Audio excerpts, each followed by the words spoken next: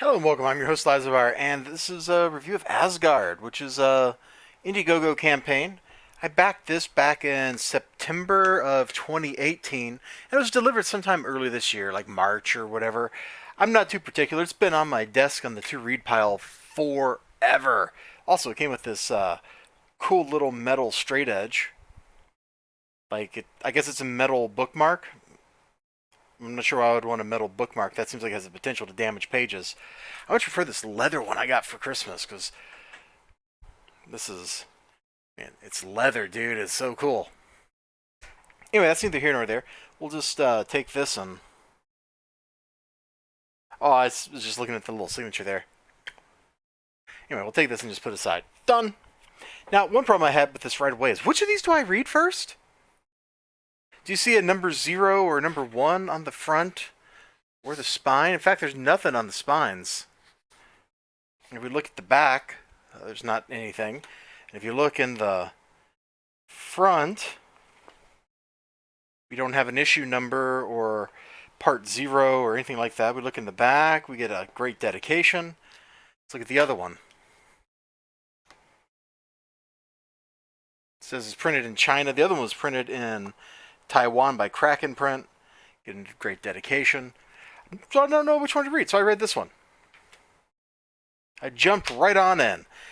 And this book believes in being confusing because we're basically just thrust immediately into inordinately complicated mythology. Now, somewhere in the back, it talks about there's like some material where it's like, oh, for this, I was kind of imagining like the X-Men and what if it was a worldwide phenomenon and they believed in some higher thing and da da da da da. So he establishes there's like a cult called the Inquisition or something, and it's all legal or whatever, and they hunt down people called hexers who can do something. It's never really explained, except I think this guy's a hexer. I'm not sure. I might have missed that bubble, but he's like powered by Mjolnir, and he just absolutely wrecks face. And the parts of the book that are dealing with just him plowing through everybody looking for his daughter Sadie are great. Although it's kind of funny, we start the book off with him and his wife or girlfriend or whatever, and he's suspicious about this mysterious tie that suddenly showed up, and she's like, "I'm pregnant," and well, that kind of sets the tone for his relationships. But he's like deranged and obsessed and literally beating the crap out of anyone and everything on his way to get there. I mean, check it out. Now, I put these little flags on a couple of pages because there was some typologies, typographical errors, if you will. Like if you look over here, his daughter's name is spelled Sadie, S-A-D-I-E.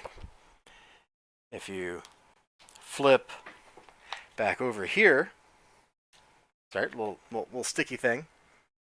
His daughter's name, Sadie, over here is S-I-D-E. I think it's even on the previous page that it's spelled incorrectly.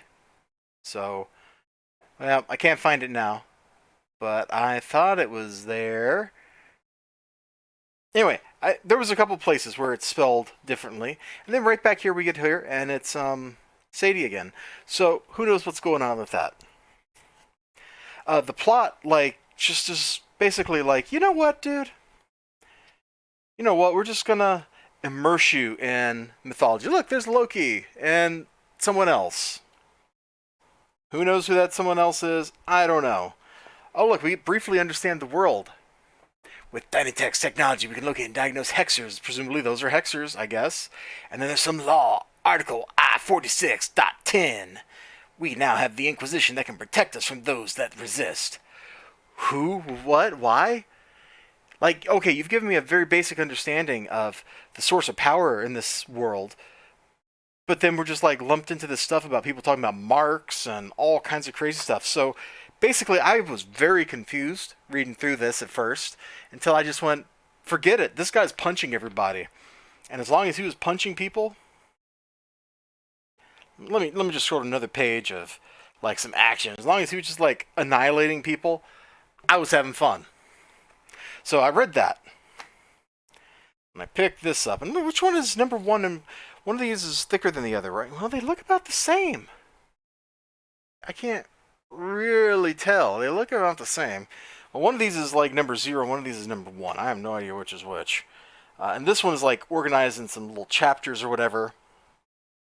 And this one is just like, you know what? We're going to go like knee deep. We're going to wade knee deep in this mythology stuff. And we're just going to kind of walk around in the muck and the mire until we kind of start explaining what's going on in the other book. So I guess I should have read this one first. I'm trying to present this in the order that I experienced it in. I'm still not entirely sure what exactly the point of all this is. Loki's trying to get power or something, and he's manipulating everybody else into that, to that goal, I guess I should say, which is kind of cool. Sorry, I whacked the camera. Absolutely kind of cool. Oh, that looks super cool. But what exactly all that is, like, that stuff, the why, the who's, the where they're at, really the when, is this like, that doesn't matter so much, I guess, but the who's involved, it just seems like this really big, complicated mess of people. It felt very 90s. It felt like I'm reading some image book, but not like the first issue where we actually introduce people. We take our time and we're like, here's Youngblood and all the characters in it, and here's the guy that's an archer, and he's like really accurate, and he can like throw things accurately, and so there's a sniper about to shoot him, and we actually learn something about the character. Here's just kind of like, you know what? We're just gonna throw this dude into a fight, but he's not gonna have a personality for the first like 3 pages where he's just rampaging. We're gonna have somebody else calm him down. Didn't really work for me. The book was pretty. Ultimately, the stuff going on in it, it was very, very image, a little confusing, and it seemed a little too grand at first. You really got to give people a little time to get used to characters before you start doing crazy things with them, because otherwise it's just like, what are we looking at? For kind of an example of a book that eases you into that a little bit, I'm not going to go dig it out of the box. Nowhere Man.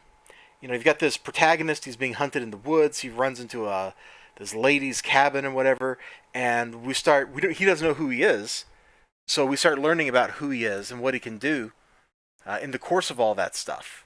And then going back to like civilization, the people hunting him, like all that. It gives us a chance to actually understand the character. At this point in the next issue of Nothing Man, they could literally like start invoking like, and then aliens invaded or something, and he remade the world in his image or whatever, and it'd be like, oh yeah, I understand how he's doing that and all that kind of stuff. This book is just kind of like, we got this guy powered by something called Mjolnir, which is a quote mark, which we're not going to define for you. Just kind of guess what a mark means. Like I said, it was probably defined in there somewhere, and my eyes just kind of glazed over at the text. But was this really worth the $50? As $40 plus shipping? I'm not really sure. Like, I'm being honest. I feel kind of like maybe if I had the entire story, maybe if I had like everything related to this story, it would have been worth it then. But we are not living in that world. We're living in this world right here. And in this world, I'm not sure. I'm not sure. And that might be unfair. I might be being completely unfair to the book. I'm just trying to relate my experience with it. And I really wanted to like it. Because the art. Oh my god, the art. The art's so good. Ben Jones is a madman. It's very 90s looking. I gotta say. Like, it's super duper 90s looking. But it's pretty good. There's nothing wrong with art looking like the 90s. The women are kind of lanky. The guys are super buff. There's crazy action like all the time. That's one thing I got to sing the praises of in this book. Even though I just complained that, hey, this book totally just was like, I'm going to throw you into the middle of this story, and I'm not going to explain anything. Well, you know what? The book was also like, hey, I'm going to throw you into the middle of the story, and we're not going to just have a panel of nothing. We're going to make sure something happens in every panel, which I appreciate that very old school sensibility. So I guess I'm kind of changing my mind. I'm waffling on the value of this book, but ultimately, I enjoyed it more than not. If that makes any sense. Anyway, I've been talking for too long. You all have a great day, great night, great whatever you got going on. This was Asgard by Ben Jones. You can check it out on Indiegogo. I don't think there's like necessarily any way to buy these now, but maybe if you track him down and message him on, like message the campaign owner on Indiegogo or something, you can get in touch with him and maybe try to get it if you're interested. But it's a weird blending of technology and mythology, and I don't really understand any of it, even after reading both of these books. Have a great one, and bye bye.